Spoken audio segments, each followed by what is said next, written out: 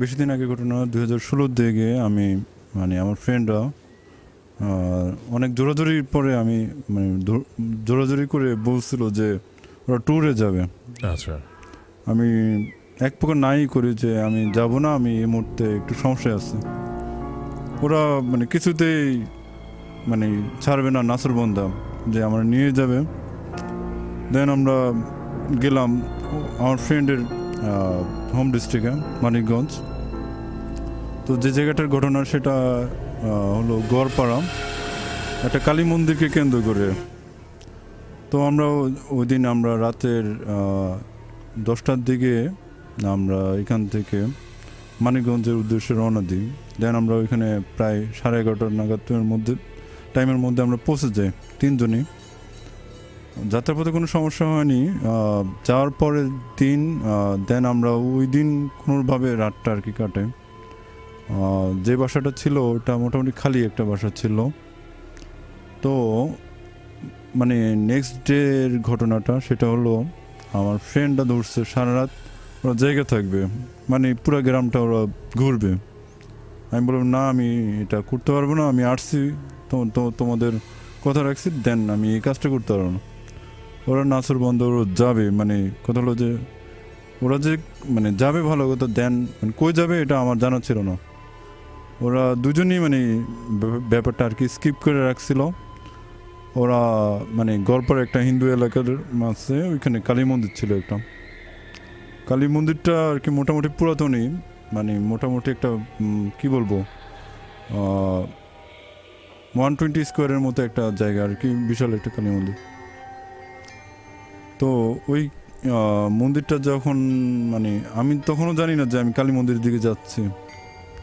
তখন ওরা মোটামুটি আঁকাবাঁকা পথ, গ্রামের রাস্তা যেরকম মেঠো থাকে এরকম আর কি আঁকাবাঁকা পথ, আপনার পুষ্কুনি এভাবে মানে পার করতেছি। আমি তখনও জানি না যে ওরা ওরা তারপরেও মানে বলতেছে না, কিন্তু হাসতেছে যে আজকে ওরে নিয়ে যাবো, তো এরকম মানে ওরে আজকে দেখাবো। আমি মানে একটু জাস্ট আমি তখন একটু কনফিউজ ফিল করলাম যে ব্যাপারটা কি, ওরা হাসতেছে আবার কোন জায়গায় নিয়ে যাবে। আমি তখনও কিন্তু জানি না যে এই জিনিসটা হইতে পারে বা এই জিনিসটা ঘটবে। দেন আমি যখন কালী মন্দিরটা যখন যাই, তাই বিশ্বাস করবেন না, ওই যে কালী মন্দিরে কয়েকটা মূর্তি থাকে আপনার, দেন দেখলাম এরকম আপনার মূর্তিটা দেখলাম ওর কাঁধের মধ্যে একটা বস্তার মধ্যে একটা বোঝাই করার জিনিস, ওটা জাস্ট একটা মূর্তি, আমার কাছে এটাই মনে হয়েছিল। কিন্তু যখন ওটারে আমরা ক্রস করে যাইতেছি মন্দিরটার পাশ দিয়ে যখন যাচ্ছে, ভাই বিশ্বাস করতে পারবো না, আমিও বিশ্বাস করিনি, ও আমার পাশে যে ছিল যার বাড়িতে ও বিশ্বাস করতে পারছে না। ভাই একটা মানুষ তো 90 অ্যাঙ্গেল যদি সামনাসামনি থাকে 90 অ্যাঙ্গেলে তো থাকে না, তাই না? আর দেখলাম মানে মূর্তিটা 90 অ্যাঙ্গেলে ছিল বরাবর, কিন্তু যখন এটা ভাইয়া আমরা যখন ক্রস করে যেতেছি বাঁ দিক থেকে 20 অ্যাঙ্গেল ও মুভ করলো। এটা কীভাবে সম্ভব? আমি তখন বললাম ওরে, তখন নাম ধরে বললাম রিফাত দেখো জিনিসটা কি আসলে কি আমি যা দেখছি তুমি কি তাই দেখছো? তখন বলে তুমি কি দেখছো? মানে আমরা তখনও আমার একটা ফ্রেন্ড পিছনে ছিল, ও তখনও প্রায় মন্দিরটা ক্লোজ করেনি। তখন মানে ও বলতেছে হ্যাঁ আমি তাই দেখলাম যে এটা বাঁকা, মাথাটা ঘাটটা বাঁকা করলো, এটা জিনিসটা কেন ঘটলো বুঝতে পারলাম না। তখন আমি বললাম যে মানে আমার অপর যে ফ্রেন্ড তার নাম ধরে বলতেছে ও কোথায়, ও এত দেরি করতেছে, তাড়াতাড়ি চলো, এখানে মানে পাশে আবার সামনে ছিল দুটো পুষ্কুনির মতো, মোটামুটি পুষ্কুনির থেকে ভালো পরিমাণ একটা আওয়াজ হইতেছিল আপনার, মনে হচ্ছে কেউ ডিল মারতেছে এমন কিছু। আমি তখন ফিল করতেছিলাম ও মোটামুটি ভয় পেয়ে গেছে। ও তো অনেক সাহস নিয়ে আসছিল, ও নিজে এখন ভয় পেয়ে গেছে, ও এখন কি করবে নিজেই বুঝতে পারতেছিলাম। তখন ওর জন্য ওয়েট করলো ভাইয়া। যেটা হলো আর কি ওই সময় মোটামুটি আমরা দুজনেই মোটামুটি ভয় পেয়েছি। ভয় পাওয়ার ধরুন মানে ওই সময় একটু মোটামুটি ব্যাড হ্যাবিট ছিল স্মোকের, তখন দুজনে ভয়ে আর কি মানে স্মোক করা শুরু করে দিই।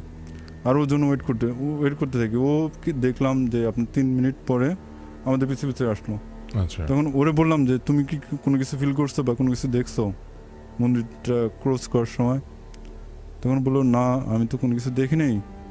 কেন, তোমাদের সাথে কিছু হয়েছে? আমি বললাম না ভাই, এখানে কোনো কিছু বলা যাবে না। রিফা তো মানে আমার অপর যে ফ্রেন্ড, সেও বলতেছে না তাড়াতাড়ি এখান থেকে চল, এখানে আর থাকা যাবে না। এখন দেন আমরা যখন বাড়িতে আসি, বাড়িতে ভালোভাবেই আসি, কিন্তু ভাইয়া বিশ্বাস করবেন না, ওর বাড়িটার উপরে মোটামুটি চালার ঘর ছিল, সাইডে আদা পাকা আর কি যেটা বলে। বাসায় আসছি, ভালো করতাম, খাওয়া দাওয়া করে শুয়ে পড়লাম, কোনো সমস্যা নেই। কিন্তু রাতের দিকে ভাইয়া, মিড নাইটের দিকে আপনার প্রায় 2টা 2:30 বা 3টা 4টা এরকম টাইমে, তখন আপনার ভালো মানে চালের উপর থেকে আপনার ঢিল পড়ার শব্দ, তারপর আপনার মোটামুটি টিনের উপর দিয়ে যদি কেউ আপনার লাঠি দিয়ে ওভার ক্লোজ করে, এরকম একটা শব্দ হইতেছে ভালো পরিমাণ। পরে বললাম রিফাত কিছু ফিল করতেছো?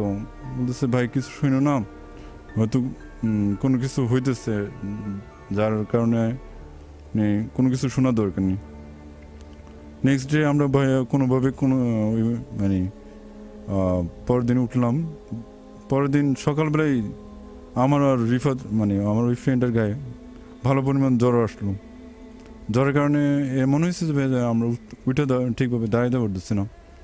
তখন ওর চাচারে বললো যে এরকম এরকম রাতের বেলায় আমরা ওই মন্দির পাড়ায় গেছিলাম, তো এটা মানে এখন আমরা তো এই কাজ করে ফেলেছি, এখন কি করা যায়, মানে এখন আমাদের এই অবস্থা। তখন ওর চাচা মোটামুটি নামাজ কালাম পড়তো, উনি বুঝতে পারছে ব্যাপারটা। তখন উনি একজন মসজিদে ইমামের কাছে নিয়ে মোটামুটি আমাদের ঝাড়ফুঁক যেটা বলে সেটা করে দিচ্ছে। দেন পরে ঢাকার পরে আসার পরে মনে হয়েছিল না জিনিসটা আসলে কি আমার কাছে আমাদের ছাড়ছে কি না, এটা আমার কাছে তখনও সন্দেহ লাগতেছে। তখন আমি নিজে আমার ফ্যামিলিকে জানানোর পারপাসে আমি দেন ভালো একটা কবিরাজের মাধ্যমে জিনিসটা আর কি আর একটু ক্লিয়ার করি।